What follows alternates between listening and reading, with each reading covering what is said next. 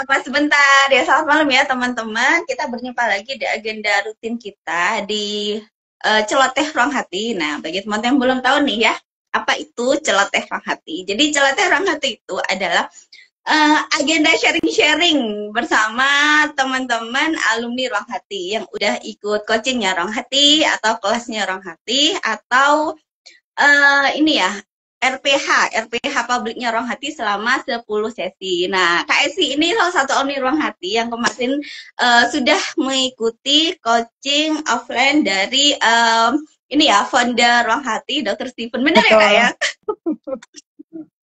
Iya, dan malam ini tuh Kak Esi nih, saya buka-buka contekan dulu nih. Malam ini Kak Esi akan sharing pengalamannya kemarin terkait coaching bareng Dr. Stephen ya, dengan tema bertumbuh di dalam senyap. Nah, ini bertumbuh di dalam senyap, Pak. Ya, kayaknya seru banget nih ya, ini temanya bertumbuh di dalam senyap. Nah, oke, langsung aja ya kita ngobrol-ngobrol nih bareng Kak Esi nih. Gimana sih bertumbuh di dalam senyap pengalaman belajarnya Kak Esi nih ya kemarin. Oke Kak, mungkin Kak sebelum kita masuk ke tema ya Kak ya. Sebelum kita masuk ke tema mungkin ini sih Kak, teman-teman ingin tahu sedikit nih tentang Kak Esi. Misalkan terkait aktivitasnya Kak Esi sehari-hari atau Kak Esi stay di mana. Seperti itu Kak. Gitu. Ya kan Kak, sebelum kita ngobrol-ngobrol jauh ke tema, biar teman-teman udah penasaran nih. Silakan Kak Esi. Aku sehari-harinya karyawan swasta sih.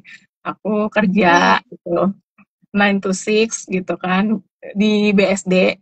Kebetulan juga aku tinggal di Tangerang, di BSD juga gitu. Jadi kesehariannya aku bekerja, kebetulan aku bagian keuangan gitu. Makanya kemarin pas jadi pembicara, iya aku gimana ya, aku nggak biasa ngomong.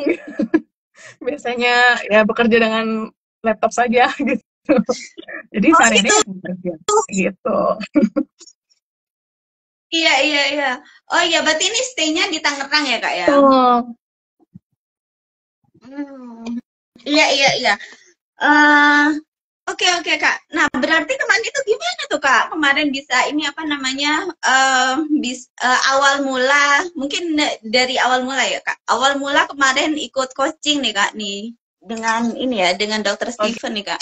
Gitu. Kemarin. Ya jadi kemarin memang aku sempat ada profesional lah, secara profesional bertemu dengan Dr. Stephen gitu kan di salah satu kliniknya.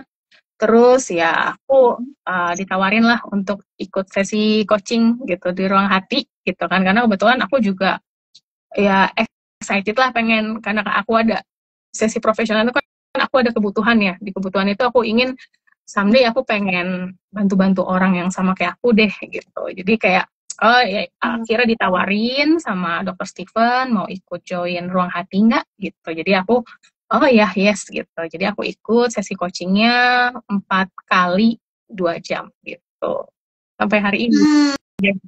Iya. Gimana tuh Kak? Apa kemarin pengalaman Kak Esi ini Kak? Ikut apa coachingnya Dr. Stephen tuh Kak? Ada insight apa tuh Kak kemarin pas Kak Esi ini? Insight pengalaman bareng Ruang Hati nih. Karena Dr. Stephen kan ini ya, pas coaching itu juga biasa kalau coaching itu memang yang disampaikan tentang Ruang Hati. Betul. Memang ya. Jadi insight-nya itu banyak hal sih. Banyak hal, insight-nya bagaimana juga aku berproses gitu kan. Nanti aku juga cerita latar belakangnya, tapi kalau ditanya insight-nya ya aku ternyata selama ini yang quote-unquote kuat gitu, ya kan harus kuat, ternyata aku sadar dari sesi Ruang Hati kita diizinkan untuk lemah gitu. Lemah dalam artian tuh kita juga jadi kuat, jadi kita harus jadi kuat gitu kan, tapi bukan berarti kita nggak boleh hancur gitu loh. Jadi apa yang aku bisa bangun sekarang itu bangkit dari kesadaran diri gitu, dan dari apa yang aku alami. Jadi aku punya kesadaran yang baru, aku mengizinkan untuk memeluk diri aku punya kesadaran bahwa nggak apa-apa kok gitu. Nggak apa-apa kita punya suatu masalah, suatu musim dalam hidup gitu. Yang kita lewati itu nggak apa-apa, kita izinkan saja gitu. Jadi belajar memeluk diri, belajar untuk punya kesadaran penuh gitu. Jadi kita kuat bukan karena dikuat-kuatin, tapi memang dari dalamnya bertumbuh gitu secara alami. Itu sih aku insight-nya itu waktu itu. Iya, iya, iya. Sama lagi Kak, saya juga itu termasuk insight yang saya juga dapat juga ya waktu belajar di Ruang Hati. Betul. Benar, itu sebelumnya saya juga tidak paham juga tuh Kak terkait itu. Ternyata ternyata tidak apa-apa loh ngerasa tidak baik-baik aja Iya, gitu Kak ya. Ternyata tidak apa-apa kok mengalami masa-masa sulit seperti itu. betul. Dan ini wajar dialami oleh semua orang gitu Kak ya. Betul. Iya, berarti sebelumnya bagian ini memang Kak Esi tidak tahu atau tidak paham Kak ya. Kalau ternyata kita sebenarnya boleh kok tidak baik-baik aja, boleh kok tidak kuat itu. Sebelumnya bagian ini memang belum paham dan belum tahu Kak ya, sebelum di Ruang Hati. Sebenarnya sih dibilang paham, ada pahamnya. Cuma aku tuh, ya itu kan karena aku kerja, aku orangnya lumayan aktif gitu. Apapun aku lakuin gitu. Jadi orangnya termasuk orang yang excited gitu kan, tapi juga introvert. Jadi latar belakangnya tuh aku pakai topeng tuh, ya udah topeng kekuatan aku lah gitu. Jadi aku tuh punya image tuh yang baik, yang berfungsi dalam tanda kutip ya, yang harus bertahan gitu kan dalam setiap relasi yang aku jalanin gitu. Tapi yang aku lupa adalah ambil waktu untuk memeluk jiwa aku itu gitu. Jadi sebenarnya kalau dibilang sadar gitu ya, sadar ada beberapa kan kita juga baca buku atau apa tuh kita ada insight-nya, tapi ternyata dengan hiruk pikuk dunia ini gitu, dengan apa yang aku lakukan seringkali kita lupa gitu untuk memeluk diri. Jadi rasanya tuh kosong gitu kan. Jadi selama ini aku mikir yang salah tuh keadaan, yang salah orang lain. Ternyata yang bermasalah itu ya diri kita sendiri. Karena kita nggak coba meluk diri kita sendiri itu. Kita nggak coba ngeliat luka apa yang kita punya gitu. Kita nggak coba, atau kita takut melihat ke dalam diri sendiri gitu. Kita lebih suka melihat keadaan luar atau kondisi yang terjadi gitu. Nggak mau ngelihat atau memeluk diri sendiri itu sih. Itu yang aku sadarinya bahwa kita butuh waktu untuk beristirahat sejenak, melihat ke dalam diri sendiri itu penting. Gitu.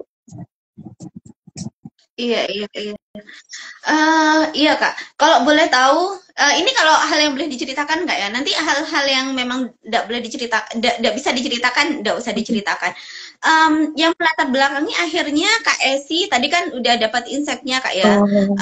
Tapi kan itu proses ya Kak ya, maksudnya untuk dapat insight itu kan ada proses belajar dan biasanya ketika orang memutuskan untuk belajar, bisa kan ada sebuah keresahan sebelumnya gitu Kak ya.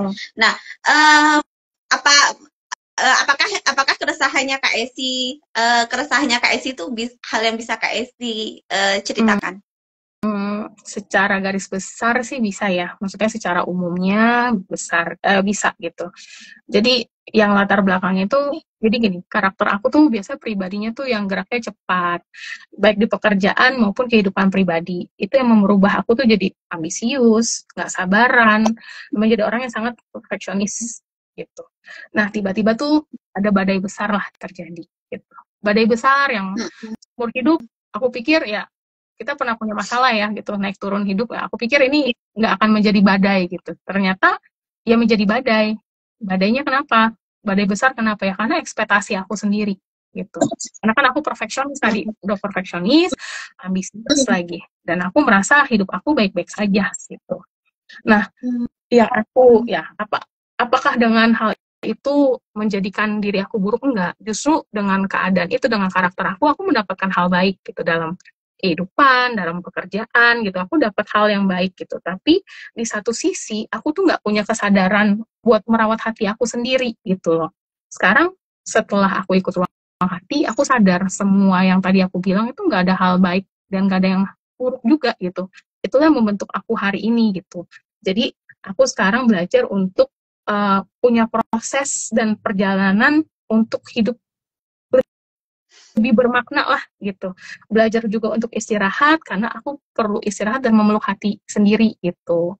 Jadi dari badai itu, kalau nggak ada badai itu, aku nggak akan beristirahat. Aku akan tetap jadi Esi yang nggak sabaran, jadi Esi yang selalu cepat mengambil keputusan, selalu yang ambisius, selalu yang apa ya, merasa bahwa apa yang aku rencanakan pasti tidak akan pernah gagal gitu loh. Apa yang aku usahakan pasti akan berbuah manis. Ternyata itu yang dibilang dikuat-kuatin gitu loh. Karena ada standar hidup yang menurut aku bukan salah ya, tapi hanya permukaan saja ternyata. Kita nggak punya standar hidup yang benar-benar ngelihat diri kita tuh maunya apa sih gitu. Luka kita apa gitu. Seringkali kita cuma punya kekuatan ya untuk permukaannya aja sehingga terlihat baik, terlihat bagus gitu kan, terlihat oh hidupnya baik-baik saja gitu, hidupnya oke gitu. Nah, iya. Nah, berarti setelah kemarin belajar di ruang hati itu ini kayaknya Kak Esi lebih banyak atau mungkin ini ya, lebih meluangkan waktu untuk diri sendiri, meluangkan waktu untuk rehat, untuk menjeda, untuk memeluk diri, itu katanya tadi Kak Esi ya. Betul. Dampak yang dirasakan kan ada suatu perubahan enggak sih Kak? Maksudnya yang dirasakan sebelum melakukan hal itu. Kan di awal itu katanya selalu dengan kesibukannya, padat banget seperti itu. Terus kemudian setelah di ruang hati ternyata dapat pemahaman bahwa hidup ini tidak akan selalu baik-baik aja dan tidak apa-apa sih tidak baik-baik aja seperti itu, dan kita cukup menyediakan waktu aja sih buat dirinya kita menjeda, memeluk diri seperti itu. Nah, ada perbedaan rasa enggak sih Kak yang Kak Esi rasakan sebelum dan sesudah praktek gitu Kak ya? Jadi kalau perasa gini, aku pernah ngomong ke dokter juga. Jadi apa yang aku rasakan gitu setelah tahu semua ini ya, gitu. Aku sadar, aku punya insight gitu bahwa perubahan aku gitu kan, perubahan aku ini nggak harus dilihat sama semua orang gitu loh. Bahkan mungkin ibu yang membesarkan aku dan mengandung diriku mungkin nggak ngelihat banyak perubahannya ya. Mungkin orang sekitar juga melihatnya perubahan mungkin kecil, nggak banyak. Tapi kalau ditanya, saya merasakan perubahan apa untuk diri saya? Oh, sangat besar gitu loh. Jadi besarnya apa? Ya itu tadi, saya ngerasa dari hidup saya kecil sampai sekarang kalau ditanya hidup apa sih yang paling indah atau paling baik menurut seorang Esi? Nah itu aku jawab ya di umur aku sekarang, di tahun ini gitu. Bahkan ketika aku berbicara seperti itu ke teman-teman, mereka kaget gitu. Kok bisa tahun ini? Padahal badai besar itu terjadi tahun ini gitu. Tapi di tahun ini, itu aku mencoba untuk memeluk diri sendiri dan hadir untuk diri sendiri itu, sadar bahwa setiap diri kita itu ya perlu dipeluk, perlu dimengerti. Kita nggak usah keras sama diri sendiri gitu loh, cukup, itu semua cukup gitu. Jadi aku belajar dari situ, aku udah ngerasa sadar dan cukup untuk jangan menyalahkan diri sendiri, jangan terlalu keras sama diri sendiri. Akhirnya di situ mulai tumbuh untuk belajar mencintai diri sendiri gitu. Dan benih-benihnya itu yang tumbuh adalah aku melihat tadinya aku merasa diri aku tuh di dalam masa-masa badai besar itu ya. Dan sebelum badai besar sih terjadi, aku merasa diri aku emang gak berharga.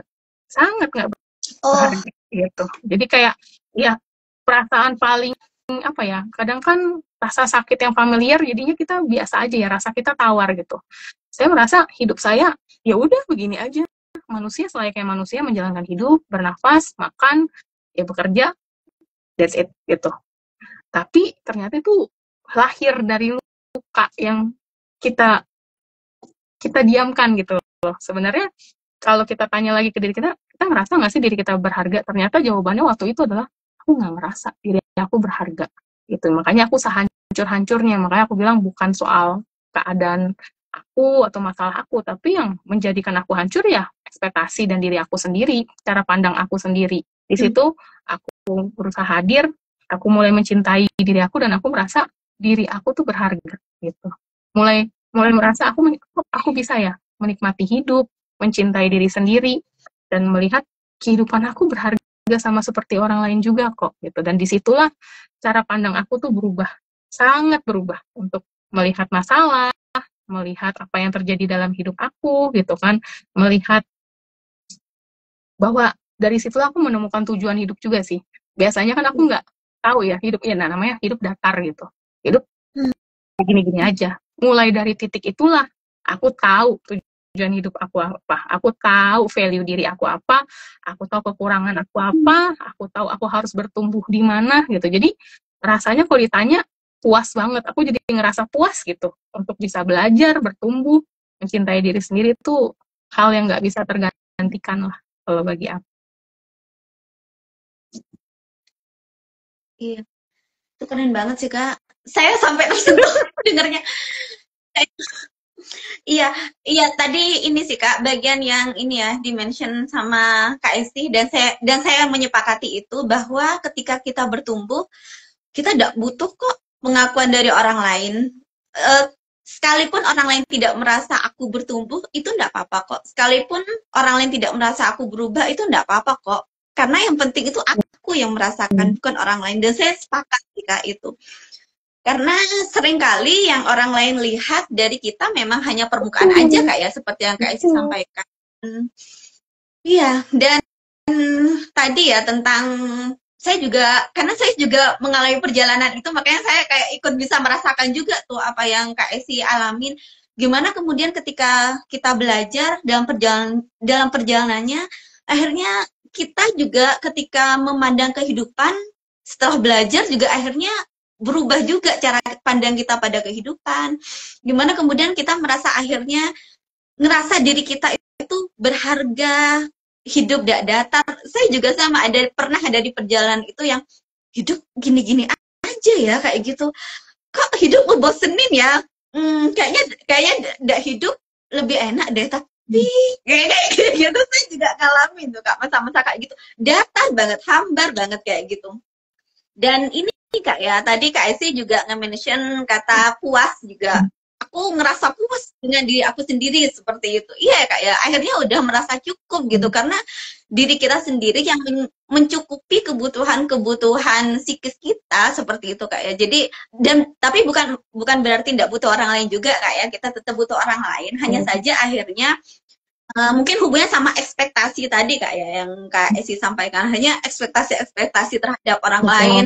Misalnya mungkin sesimpel kayak orang lain perlu baik ke aku, kayak gitu. Itu hal-hal baik itu udah kita kasih sendiri buat diri kita. Jadi kita akhirnya sudah ada banyak ekspektasi ke orang, karena kita sudah mencukupkan ke diri kita sendiri. Kayak udah ngasih gitu buat diri kita sendiri gitu Kak Esi ya. Bahkan kita kadang berekspektasi tinggi sama diri kita sendiri, padahal kita belum mampu di situ gitu. Kita memaksakan kita mampu, kita kuat gitu, kita harus berfungsi di masyarakat, harus bertahan karena suatu keyakinan atau suatu moral gitu. Padahal gitu, kalau kita lihat ke hati kita nggak mampu, hati saya nggak mampu gitu. Nah itu belajar jujur sama diri sendiri. Sama kenapa aku bilang bertumbuh dalam senyap gitu. Dalam perjalanan ini juga bagi aku nggak mudah sih. Banyak air mata pastinya. Banyak ya teriakan jiwa lah gitu kan, istilahnya banyak. Doa juga yang terucap gitu kan, banyak juga tulisan-tulisan gitu. Aku harus menuangkan isi hatiku gitu. Banyak juga aku harus memaksa diri aku untuk mau membaca atau belajar untuk bisa memeluk diri aku gitu. Karena kalau nggak dari situ bagaimana aku tahu caranya untuk memeluk diri aku gitu. Memaksakan aku hadir buat diri aku adalah dengan membaca buku, journaling gitu kan. Dan itu mungkin yang dilakukan bukan cuma aku, tapi teman-teman yang mau belajar bertumbuh gitu. Dan aku dari situ mempunyai suatu perumpamaan lah gitu. Namanya benih gitu kan, ditanam gitu. Itu kan nggak langsung mencuat ke permukaan ya. Dia berakar dulu di dalam, dia bertumbuh dulu di dalam gitu. Baru setelah bertumbuh di dalam gitu kan, baru akarnya kuat, dia baru menembus ke permukaan. Nah seringkali pertumbuhan itu memang nggak terlihat dan nggak harus dilihat orang kok. Bahkan pertumbuhan itu datang dari jauh dari tepuk tangan dunia dan hidup pikuk dunia gitu. Bahkan dengan kita menyendiri dulu, bukan kabur dari masalah, tapi kita ambil waktu sejenak untuk diri sendiri gitu kan, dalam kesunyian, dalam apa ya, keheningan gitu. Disitulah gitu kita bertumbuh, sama seperti benih juga kan, di dalam tanah nggak ada yang lihat dia bertumbuh, dia berakar dulu, dia mulai bertumbuhnya. Nah setelah itu kuat, dia akan muncul ke permukaan. Nah pertumbuhan sejati itu terjadi sebelum dunia atau orang lain tuh bisa melihatnya. Jadi aku percaya gitu sekarang, karena aku mengalaminya. Jadi nggak ada pertumbuhan yang instan, nggak ada pertumbuhan yang tiba-tiba dilihat, oh di notice sama orang, oh ini orang berubah nih. Aku rasa itu bukan bertumbuh gitu. Tapi bertumbuh itu ya karakter kita di luar mungkin masih sama, mungkin ada sedikit berubah, tapi mungkin kalau orang nggak peka nggak terlalu berasa atau nggak terlalu notice lah gitu. Tapi yang merasakan ya diri kita sendiri. Benar-benar diri kita tuh seperti benih yang tumbuh itu ya. Aku percayai itu gitu. Setiap pertumbuhan aku nggak perlu validasi dari orang lain, nggak perlu pujian dari orang lain, nggak perlu orang lain tahu, cukup diri aku yang tahu. Itu udah, itu paling nikmat yang aku jalankan, itu yang paling nikmat lah gitu. Iya, benar Kak. Iya, seperti tadi yang Kak Esi sampaikan ya, bahkan seringkali kita bukan hanya berekspektasi pada orang lain, tapi kita berekspektasi dengan diri kita sendiri, dan itu yang ngebuat diri kita makin tidak baik-baik saja dengan suatu kondisi gitu Kak ya. Dan tadi juga Kak Esi juga mention tentang jujur gitu ya, gimana kemudian dalam perjalanannya Kak Esi belajar untuk jujur, karena bener sih Kak, dalam perjalanan saya juga ngerasa sulit gitu, penuh air mata juga sama. Karena kita perlu melihat semua luka-lukanya kita gitu, hal-hal sulit yang tidak pernah sebelumnya kita lihat, kita diminta belajar untuk melihat itu agar bisa bertumbuh gitu Kak ya. Dan itu perlu kejujuran banget gitu. Dan itu sulit. Betul. Sangat sulit. Iya. Karena dari dulu kita memang terbiasa bertumbuh dengan ya kamu harus kuat, kamu harus baik dan lain sebagainya seperti itu Kak ya. Ketika kita sedih itu dianggap itu hal yang tidak boleh, bahkan sampai sekarang masih banyak sih Kak saya melihat realitas seperti itu.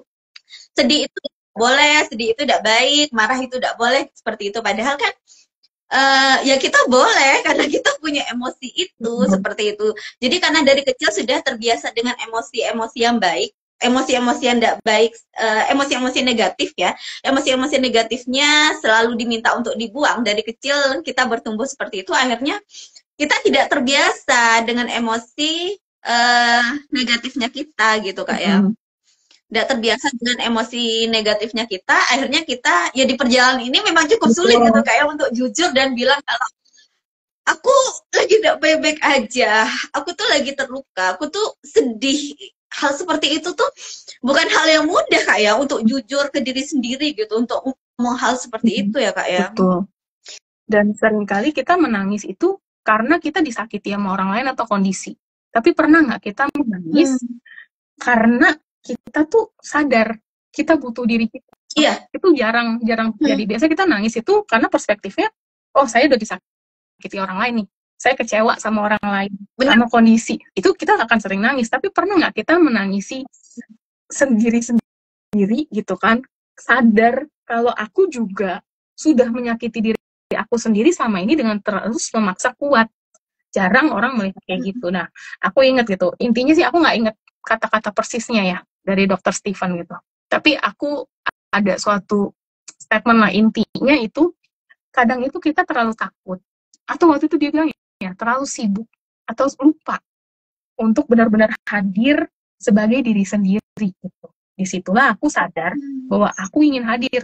Jadi kenapa aku mau bertumbuh bukan karena aku mau bertahan atau move on, tapi aku mau hadir menjadi aku, dan itu cara yang paling powerful untuk kita mau bertumbuh. Jadi kalau sekedar aku supaya yang penting dari masalah ini aku bertahan, itu seringkali nggak dalam tuh pertumbuhannya. Tapi kalau kita bertumbuh karena kita sadar mau hadir sama diri sendiri, jadi kita nggak kerasa, oh kita udah bertahan ya sama ini, kuat ya, nggak akan kerasa tuh. Kerasanya nanti pada saat kita udah merasa puas, kita lihat, oh kita kuat ini bukan karena kita kuat-kuatin, bukan karena kita mau bertahan, ya karena kita mau hadir sama diri kita. Itu seringkali orang, pokoknya saya harus sembuh karena saya harus bertahan, mesti survive. Akhirnya, jadi aku pernah ngalamin, mana ditegur sama dokter Stephen bahwa sadari bahwa apa yang kamu lakukan itu ya itu yang kamu bilang, yang saya bilang adalah survival mode.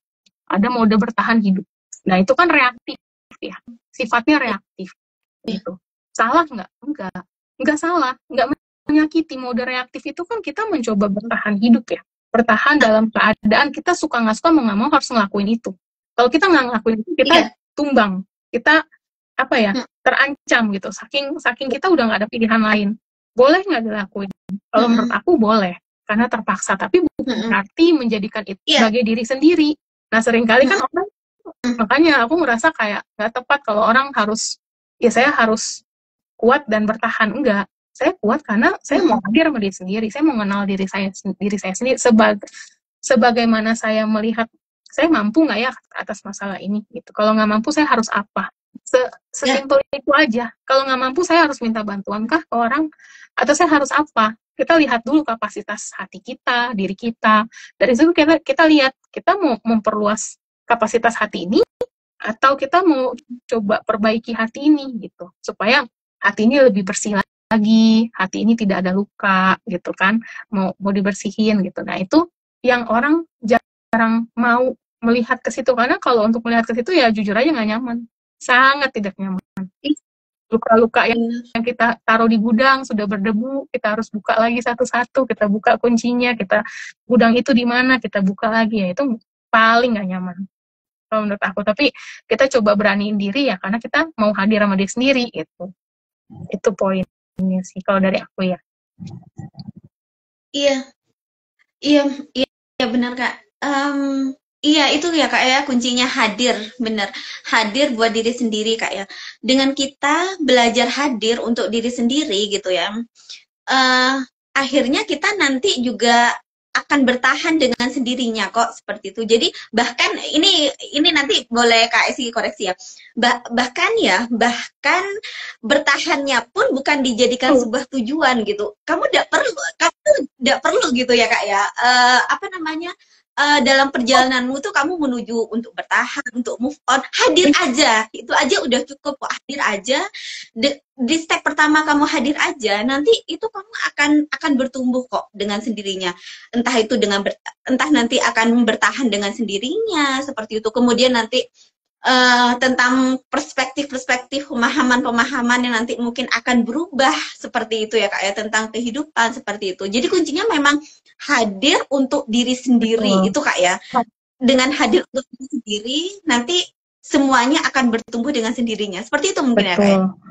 Jadi hadir supaya kita bertumbuh. Nah bertumbuh juga menurut aku ya, karena kan aku ada avoidant juga ya, ada inginnya menghindar mulu. Tapi aku bisa mendefinisikan bertumbuh versinya aku adalah hari ini gitu. Saat ini aku nggak lari dari luka-luka aku. Aku nggak lari. Wah, keren. Jadi kalau setiap kali aku ingin lari gitu, aku inget hari ini aku nggak lari dari luka-luka aku. Karena untuk aku yang punya karakteristik ingin menghindar mulu ya dari masalah gitu kan. Dan itu menjadi bagian dari aku sepanjang hidup aku. Selalu lari dari masalah, selalu ingin, udahlah nggak ada masalah, lupain aja, bukan saya yang masalah, orang itu bermasalah.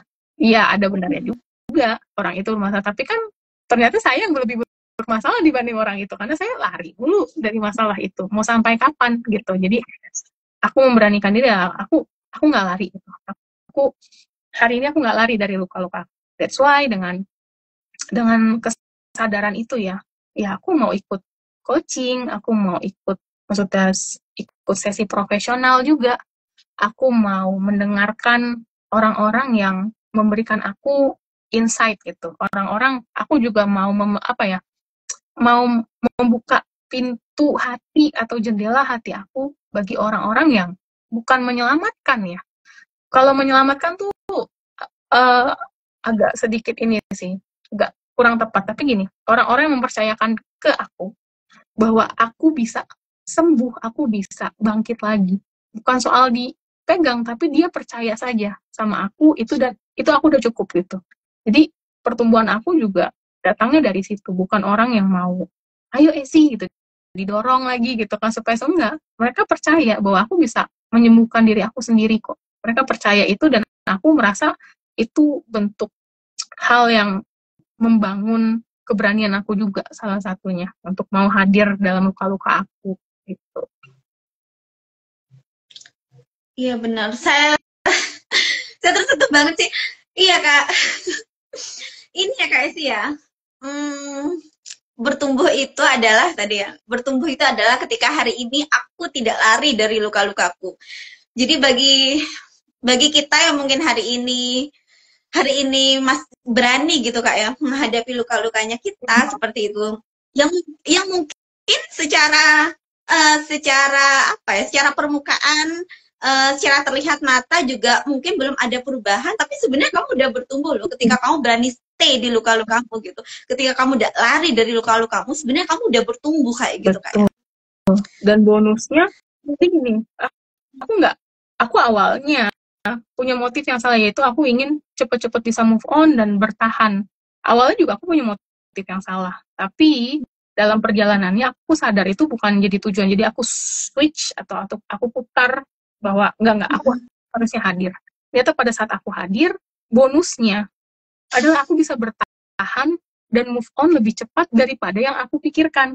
Tapi aku nggak dengan sengaja, jadi seperti orang nyari jodoh gitu ya, karakternya apanya segala macam, kaya atau dia ganteng tuh bonus, sama seperti kita hadir sama diri kita, hadir aja dulu, nanti kita bisa bertahan lebih cepat, lebih cepat move on, tergantung ya, masing-masing orang punya kapasitas hati dan kemampuan. Tanpa kita sadari, kok kita udah bisa bertahan ya, kok kita udah bisa berdiri tegak ya, kok kita udah bisa apa ya, senyum, udah bisa melalui ini semua, walaupun nggak sempurna ya, pasti prosesnya akan panjang, tapi tidak sepanjang kalau kita memilih di awalnya, oh saya harus bertahan, saya harus move on. Nanti pribadi kita akan jadi yang lebih keras lagi, jadi pribadi yang lebih keras, padahal aslinya misalnya lembut, aslinya misalnya orangnya apa ya, humble gitu, fleksibel, jadi lebih kaku tuh, karena modenya mode bertahan. Kalau mode bertahan kan kita jadinya ada rasa ketakutan, kecemasan, fearful, avoidant lagi, terus cemas lagi. Sedangkan hal itu yang kita mau sembuhkan gitu loh. Jadi banyak hal yang kita mau, aku pun punya kecemasan, punya ya sempat depresi berkepanjangan, of course gitu kan. Nah, aku nggak fokus pada aku harus sembuh pada kecemasanku, aku harus sembuh pada depresi aku. Ternyata kalau kita fokus sama itu, kita makin cemas, makin depresi, makin nggak bisa tidur, gitu kan, makin trauma juga, aku ada trauma juga. Ternyata cukup hadir aja, cukup hadir, rasakan, istirahat. Nggak, kalau ditanya, wah, apa namanya, dalam perjalanannya jatuh bangun. Sometimes, ya aku kan kerja ya, namanya kerja, kita di korporat harus punya pace atau kecepatan yang sangat cepat. Nah, itu kan kita kontradiksi sama apa yang kita lagi lakukan nih untuk hadir, gitu kan. Nah, nanti di tengah-tengah udah mulai sadar, reflektif lagi, hadir lagi nggak apa-apa. Jadi jatuh bangun dalam perjalanan hadir untuk diri kita sendiri itu pun nggak apa-apa. Berulang kali jatuhnya, nggak apa-apa. It's okay. Yang penting kita mau hadir, mau bertumbuh, mau melihat diri kita versi yang lebih baik untuk diri kita. Gitu, bukan untuk orang lain, tapi untuk diri kita sendiri.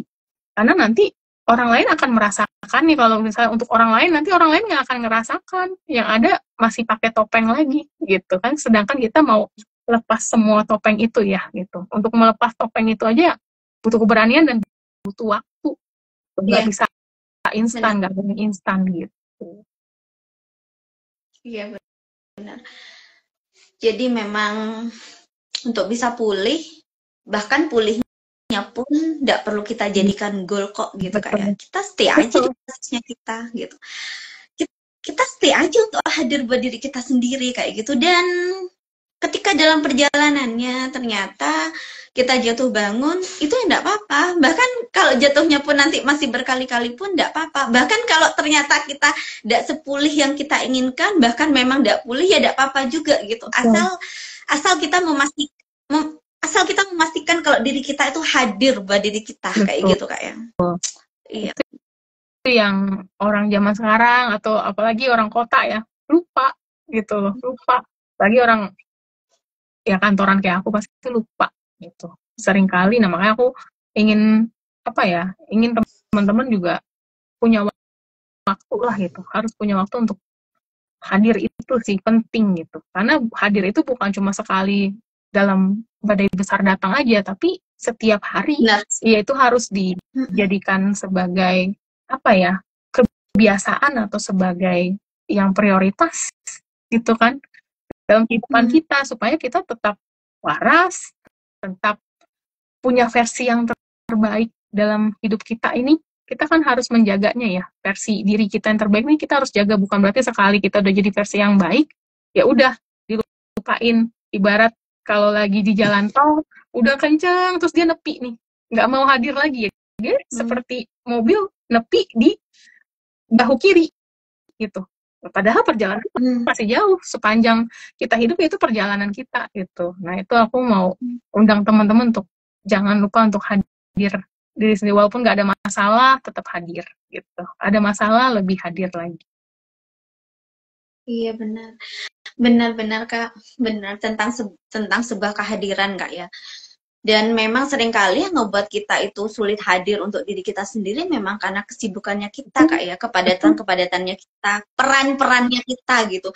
Kita selalu merasa kita perlu hadir untuk orang lain gitu, tapi kita sering lupa untuk hadir untuk diri kita sendiri kayak gitu Kak ya. Betul. Padahal yang paling butuh diri kita itu ya diri kita sendiri, seperti itu. Kita mau minta orang lain hadir buat kita, ya kalau mereka bersedia gitu. Kalau mereka tidak bersedia, jadi konflik lagi gitu kayak. Punya ekspektasi lagi, sedih lagi, kecewa lagi.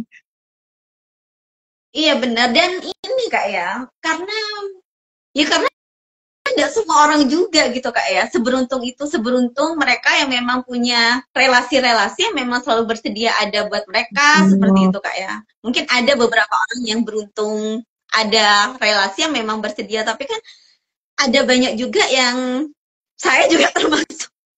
Saya juga dalam perjalanan juga termasuk yang ketika kenapa-kenapa juga memang tidak ada siapa-siapa kayak gitu Kak. Meskipun ada relasi-relasi, tapi kan mereka tidak paham gitu dengan apa hal-hal yang lagi saya alamin seperti itu, sehingga mereka memang tidak benar-benar bisa hadir seperti itu buat saya. Dan jadi seperti saya sangat pengen dipahami, saya pengennya dipahami sampai angka 100, mereka bisa memahaminya hanya di angka 5, itu jomplang banget. Nah yang beneran bisa sampai memahami di angka 100 sesuai kepengenannya saya kan ya saya sendiri gitu, masing-masing diri kita gitu Kak ya. Jadi ya yang memang bisa, yang paling paham tentang kebutuhan-kebutuhannya kita, seberapa besar kita butuh perhatian, butuh dipeduliin, yang memang diri kita sendiri. Dan karena itu pentingnya untuk hadir, dan dengan hadir nantinya kita akan bertumbuh seperti itu Kak ya. Dan bertumbuh itu ya kalau dari Kak Esi tadi, sesimpel kita tidak lari dari luka-lukanya kita. Sesimpel kita berani menghadapi luka-lukanya kita. Kita berani jujur sama diri kita sendiri bahwa aku tidak baik-baik aja, dan itu tidak apa-apa loh, aku tidak baik-baik aja. Kayak gitu kayak. Betul. Sama itu tuh penting supaya kita nggak mengulangi pola yang sama ya. Hidup ini bukan soal salah benar kalau menurut aku. Yang dari aku, insight dari ya coachingnya Dr. Stephen ya. Hidup ini bukan soal benar salah, tapi pola. Seringkali kita kan ngulangin masalah yang sama karena pola itu terjadi lagi. Pola itu terjadi lagi ya karena kita nggak bertumbuh. Ya untuk bertumbuh ya hadir. Jadi sesimpel itu sih. Sesimpel kalau kita nggak mau kejeblos masalah yang sama, cukup hadir. Cukup hadir, nanti terus hadir, nanti ada bertumbuh ya dipastikan kita nggak akan mengulangi pola yang sama, walaupun masing-masing ya punya kapasitas masalahnya sendiri ya, baik kecil maupun besar gitu. Tapi intinya kita harus Kalau kita mau pola ini nggak ulang ya hadir aja gitu. Sesimpel hadir aja.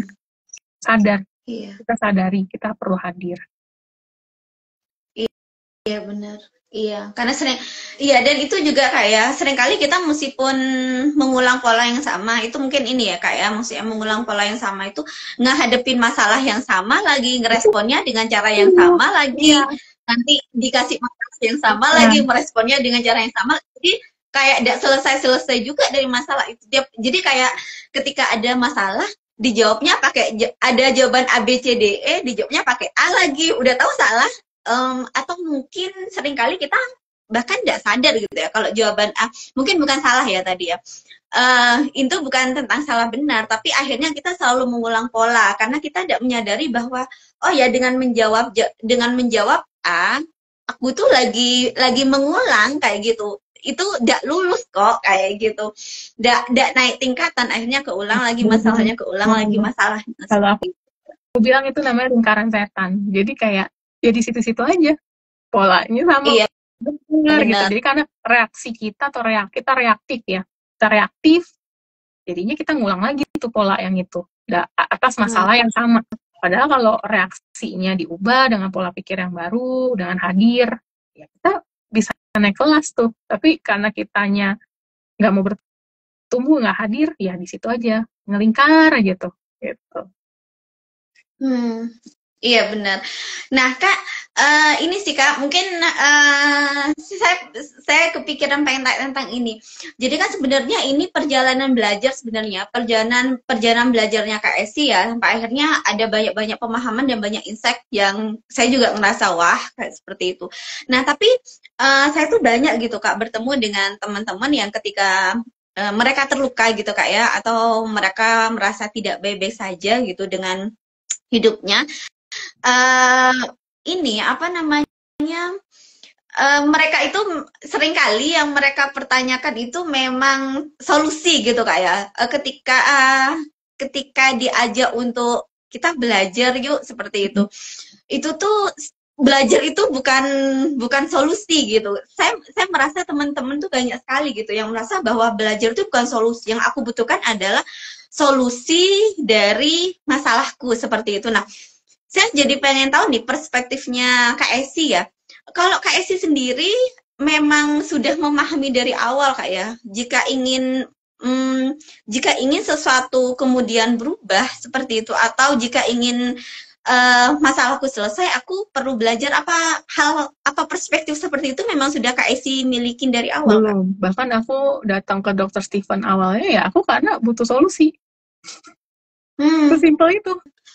Oke. Sesimpel itu. Jadi sejak kapan?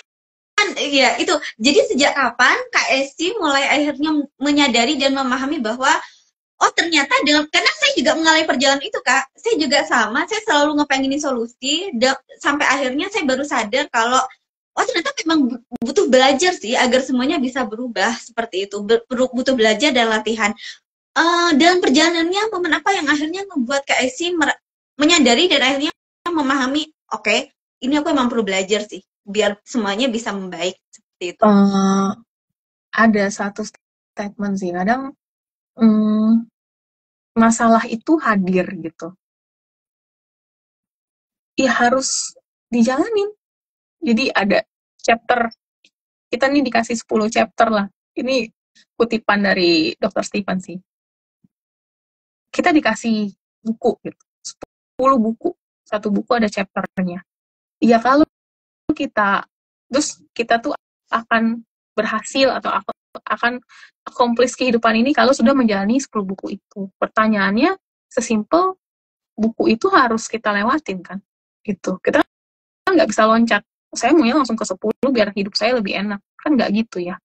Jadi nikmatin aja, masalah itu bukan harus disolusikan, bahkan kadang masalah itu datang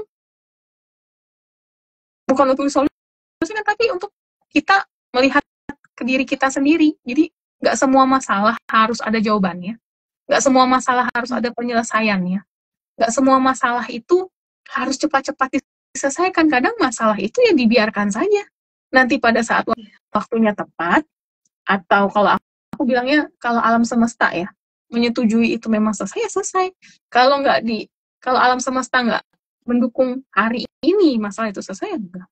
Karena kalau kita hidup untuk mencari solusi saja, dipastikan hidupmu tuh akan tersiksa, akan punya kecemasan, akan merasa nggak berharga lagi, akan merasa hambar.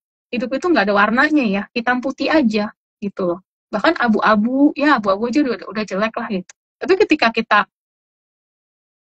membiarkan masalahnya, memang ada, memang inilah hidupku gitu. Kita terima ya, ini hidup aku, ini chapter yang aku harus laluin gitu loh. Dari kecil sampai besar, ya nikmatin aja prosesnya.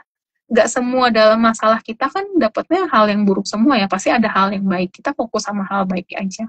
Hari ini kita belum bisa belajar gitu, nggak apa-apa, hadir aja, nikmatin.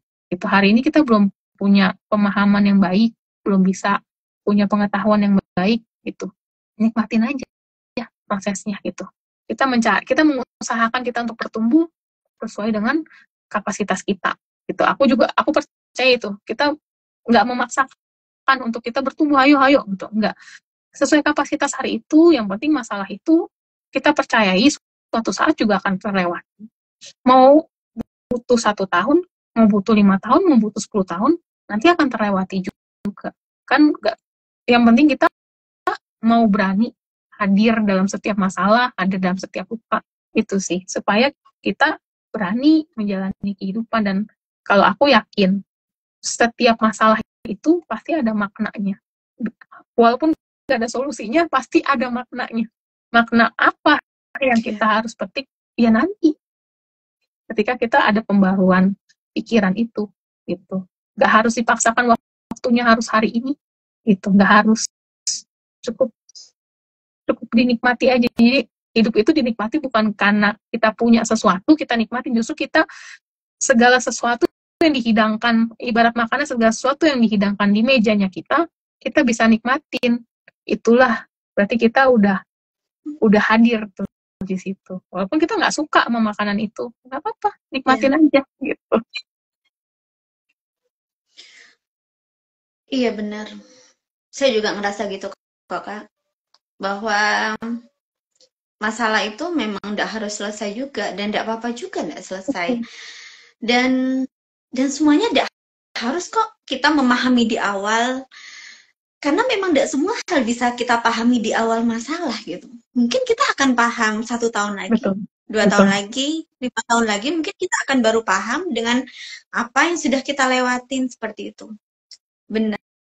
Dan kita cukup hadir aja guys, dengan momen per momennya kayak gitu Kak. Iya, dengan kita punya perspektif cara pandang yang seperti itu, nanti kita akan dipertemukan orang-orang misalnya yang baik, atau mungkin yang sedang ada masalah. Kita punya hati yang bisa memahami loh. Hati kita sangat baik untuk bisa memahami dan mau hadir juga untuk orang itu gitu. Jadi kalau kita punya pemikiran harus ada solusi, nah nanti reaksi kita ketika ada orang masalah, reaksi kita ya kamu harus solusi ini. Akhirnya kita jadinya punya versi yang punya menghakimi, punya versi yang punya kebenaran sendiri, padahal kebenaran satu orang dengan orang lainnya itu berbeda loh. Dan kebutuhan orang satu orang dengan lainnya, walaupun masalahnya sama, itu juga bisa berbeda solusinya. Jadi nggak bisa disamakan, nanti kita jadi orang yang kaku lagi gitu, nggak fleksibel lagi. Tapi kalau kita punya perspektif masalah itu nggak harus punya solusi, yang penting hadir. Kita hadir buat diri kita. Kalau kita sudah bisa hadir buat diri kita, kita bisa hadir buat teman-teman kita, buat orang-orang terkasih kita, dan mereka pasti akan merasakan itu. Kita akan jadi berdampak kan. Hidup ini kan sebatas ya kita nanti meninggal gitu. Pasti yang diingat kan orang ini punya dampak apa ya, memberikan kesan apa gitu. Ya itu kan yang goalnya kita sebagai manusia gitu. Jadi kalau kita punya cara pandang yang baru, kita mau sabar, lebih sabar lagi. Apalagi aku nggak sabaran ya orangnya. Pengennya solusi ya, karena terbiasa hidupnya harus punya solusi gitu dalam tuntutan hidupnya gitu. Tapi ternyata enggak, untuk masalah tertentu enggak harus punya solusi kok gitu. Mungkin dalam pekerjaan ya harus punya solusi ya, itu tanggung jawab kita. Tapi di luar pekerjaan, cara memandang kita kehidupan enggak sesimpel itu. Makanya manusia kan kompleks. Manusia itu makhluk hidup yang paling kompleks. Nah, sekompleks itulah kita nggak bisa punya satu pemahaman aja, tapi banyak pemahaman. Dan dengan seperti itu, punya cara pikir yang lebih terbuka lagi, kita memandang satu manusia dengan yang lain, bukan hanya permukaannya, tapi kedalamannya. Bisa melihat kedalaman orang itu. Jadi nanti, ketika kita udah lulus, punya pemikiran baru, kita jadi nantinya punya relasi yang mendalam sama orang lain. Kita ketemu orang, bisa punya relasi yang mendalam. Dan itu kan hidup yang lebih, kalau menurut aku lebih nikmat sih. Dibanding kita terlalu fokus sama solusi, itu kan permukaan.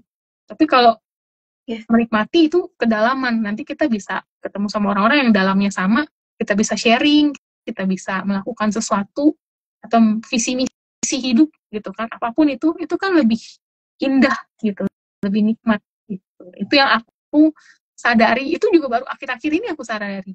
Bahkan setelah coaching gitu aja aku masih reaktif kok. Aku sekeras itu orangnya. Sekeras itu, seperfeksionis itu, ya karena luka aku ya. Luka itu kan harus dipeluk gitu. Luka aku masih ada gitu. Nah itu. Tapi hari ini aku udah lebih bisa memeluk itu, udah bisa punya perspektif yang lebih sempurna lagi, memandang masa lalu, memandang masalah aku, memandang badai itu jadi hal yang indah, bukan karena dipaksakan indah, tapi karena punya perspektif masalah itu tidak harus selesai, memang harus terjadi. Itulah bagianku, bagian orang lain belum tentu sama, tapi itulah bagianku, itulah porsiku gitu. Iya, sama kok Kak. Saya juga dalam perjalanannya juga sekeras itu. untuk akhirnya sampai di perjalanan memahami bahwa ya kita itu enggak apa-apa kok ada keluar dari masalah itu. Kita boleh punya masalah itu dan enggak apa-apa juga gitu. Kita hanya cukup menjalani masalah itu. Iya. Saya ya, saya benar-benar kayak flashback banyak hal dalam perjalanan saya. Perjalanannya ke Esi benar-benar mengingatkan saya dengan banyaknya perjalanan saya. Insight-insightnya juga. Oke Kak, mungkin terakhir nih Kak ya, pesan-pesan deh Kak buat teman-teman nih Kak ya yang mengalami hal-hal seperti yang Kak Esi alami, dan juga mungkin buat teman-teman yang sering kali tuh Kak ngepengenin solusi ya Kak ya, dan sebenarnya tidak apa-apa juga Kak ya ngepengenin solusi, karena tadi diskusinya kita kan sebenarnya ini udah ada salah benar loh seperti itu Kak ya, cuman memang akhirnya kita sering kali jika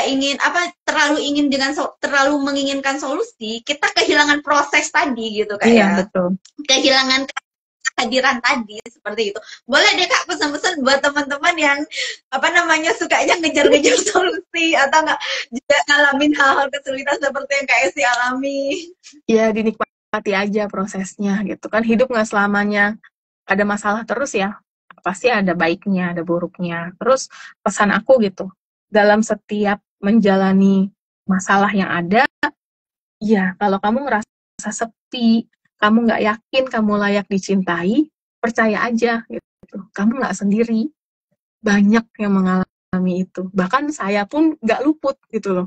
Mungkin orang lain ngeliatnya, kalau benar-benar tahu cerita aku, nggak mungkin, nggak mungkin lah, ini orang kayak gini gitu. Orangnya baik-baik kok, orangnya kalem. Ternyata nggak luput loh.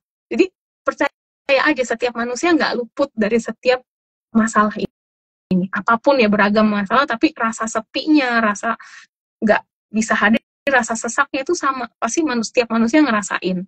Terus percaya aja bahwa kamu tuh punya ruang di hatimu gitu. Dan sekarang banyak ya, maksudnya ada komunitas apa segala macam termasuk ruang hati gitu. Kalau misalnya teman-teman butuh teman gitu kan, butuh apa ya, masuk ke komunitas yang baik, punya teman-teman yang bertumbuh gitu. Salah satunya mungkin ruang hati itu kan aktif lagi. Jadi perlu teman yang bisa menguatkan dan punya pola pikir atau rasa yang sama gitu, memperbaiki pola pikir tuh perlu teman-teman gitu. Terus sama kita tuh bukan berhak untuk punya solusi. Lebih tepatnya, solusi itu nggak salah, tapi lebih tepatnya kita berhak untuk sembuh. Kita hak untuk sembuh, bahkan dari luka yang kamu anggap tuh biasa gitu loh. Kita berhak untuk sembuh, yang luka sekecil apapun kita berhak untuk sembuh. Jadi jangan ngerasa luka saya cuma segini doang. Kamu berhak untuk sembuh gitu. Terus jangan pernah takut untuk jangan pernah takut untuk melihat luka, jangan pernah ingin menyerah gitu kan. Tapi hari ini bilang ke diri sendiri, aku bersyukur bahwa hari ini aku bisa bertahan. Aku ada hari ini, aku hadir hari ini, aku bersyukur gitu. Jadi aku berharap bagi kalian atau teman-teman yang mau bertahan juga, ya pasti kalian akan menjadi versi yang terbaik untuk diri kalian. Aku percaya itu gitu. Jadi jangan semangat, jangan patah arah gitu, jangan tawar hati. Yuk sama-sama kita hadir buat diri kita sendiri. Tuh. Iya. Ya itu teman ya, pesan dari Kak Esti. Obrolan kita malam ini sangat-sangat menyentuh dan saya sendiri ngerasa diingatkan dengan banyak hal dalam perjalanan saya. Nanti bagi teman-teman yang ini mungkin ya ingin bergabung dengan komunitas Ruang Hati, boleh aja nanti bisa langsung chat di WhatsApp. Kita juga kebetulan sedang ada acara ini ya Kak Esti ya, agenda apa namanya RPH, Ruang Praktek 10 sesi dan sedang berjalan nih olah rasa menemukan pola di dalam diri. Nanti bagi teman-teman yang ingin ikutan juga boleh, silakan nanti langsung chat WA ke 081234640636. Nah, boleh juga di-share ke baik-baiknya teman-teman. Buat teman-teman juga yang mungkin ini ya, nanti ini juga akan di-share di YouTube. Buat teman-teman yang nanti mungkin juga dapat banyak insight ya, seperti saya di malam ini diingatkan banyak hal, ngerasa dapat banyak insight ya yang disampaikan oleh Kak Esti. Nanti boleh deh ya di-share ke sebaik-baiknya teman-teman, boleh komen-komen, boleh di-like juga, seperti itu. Boleh di-subscribe juga di YouTube ya. Obrolan kita bareng Kak Esi, dan di YouTube-nya Ruang Hati juga official Ruang Hati, itu juga nanti teman-teman bisa juga tuh cek obrolan-obrolan Ruang Hati dengan bintang tamu Ruang Hati yang lainnya juga. Oke, terima kasih banyak nih Kak Esi ya, waktunya buat malam ini udah nyempetin. Makasih juga buat insight-insightnya yang banyak banget, buat pengalaman-pengalamannya yang udah dibagikan malam ini. Oke, aku boleh nutup sesuatu. Aku punya sedikit puisi buat teman-teman, sedikit aja. Jadi puisinya ya itu, karena judulnya Bertumbuh Dalam Senyap, aku juga karena aku buat puisi dalam reflektifnya aku kemarin gitu, yang aku lagi burnout. Jadi puisinya itu bertumbuh dalam senyap, dalam diam aku menyiram, bukan dengan bising tapi harap yang dalam. Tak perlu dunia tahu apa yang kupilih, cukup semesta yang saksikan aku bertumbuh perlahan penuh arti. Semoga teman-teman bisa ngeresapin kata-kata itu dan bisa punya keberanian gitu. Makasih. Makasih ya Kak ya. Makasih, saya juga makasih. Ruang Hati juga makasih. Makasih juga buat teman-teman yang malam ini udah nyimak obrolan kita bareng Kak Esti. Sampai bertemu lagi di agenda Ruang Hati berikutnya. Terima kasih Kak Esti. Selamat malam.